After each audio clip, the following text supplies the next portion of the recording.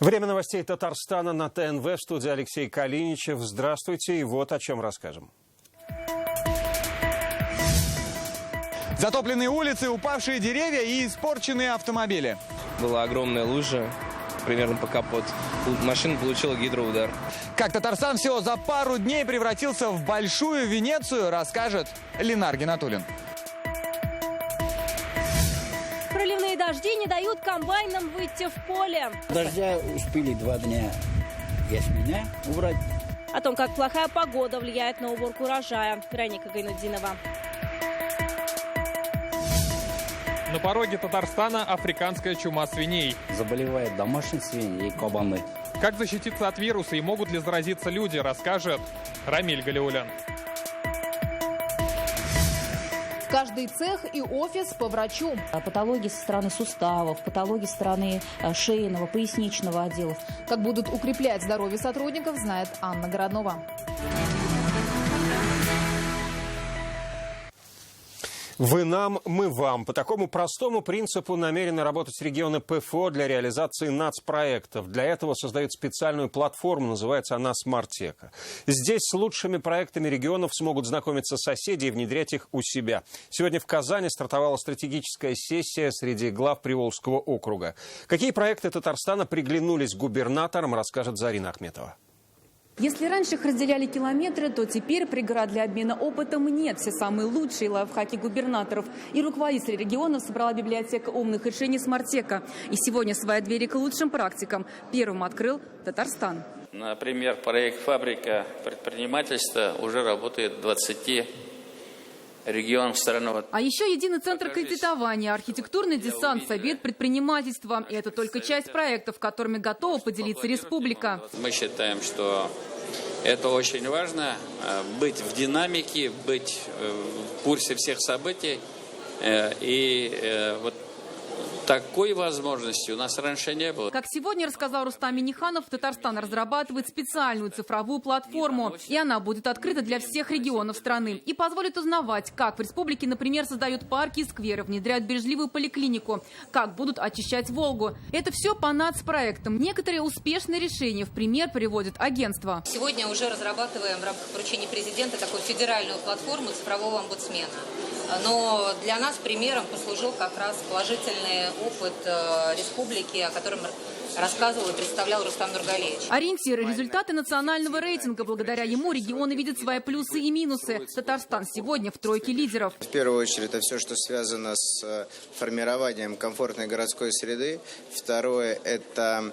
Об этом не говорится, но это очень много лет у вас работает. Это с вашим фондом, который строит для отдельных категорий граждан жилье. Это достаточно серьезная история. Затем, как развивается Татарстан, следят и соседи по Приволжскому округу. Мы просто открыты, мы готовы обмениваться, мы выстраиваем отношения. Дело в том, что современная команда правительства республики работает 2 года. И поэтому контакты во всех сферах. Сессия представителей субъектов ПФО продолжится и завтра. Самые перспективные решения участники постараются увести с собой. К примеру, народный контроль высоко оценил и президент России. Со временем его планируют тиражировать по всей стране. Зарина Ахметова, Ринат Сафин, ТНВ, Казань. Гостям сегодня пришлось работать в дождливой Казани. Месячная норма осадков накануне пролилась на весь Татарстан. Потопленные улицы, испорченный урожай, вырванные ветром деревья. В некоторых районах ливень не прекращался 12 часов. О последствиях и прогнозах Ленар Гинатуллин. Вот такой у нас потоп. Где-то полметра, наверное. Татарстан накрыл циклон. С неба льет не переставая. В соцсетях авто по крышу в воде, поваленные деревья и промокшие пешеходы. Подсчитывают убытки даже магазины. В одном из них дождь залил торговый зал.